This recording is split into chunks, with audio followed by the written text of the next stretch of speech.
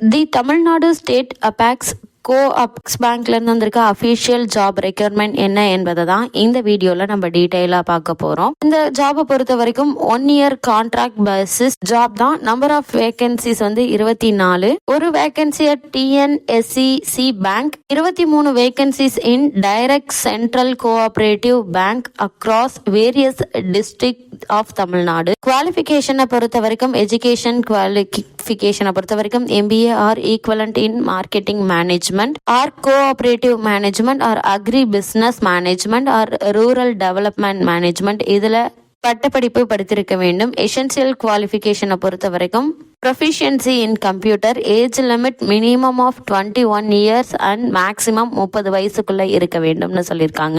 இந்த ஜாபை பொறுத்த வரைக்கும் 1 year கான்ட்ராக்ட் பேசிஸ் ஜாப் தான். சேலரியை பொறுத்த வரைக்கும் 25,000 per month ஃபிக்ஸ்டுன்னு சொல்லியிருக்காங்க.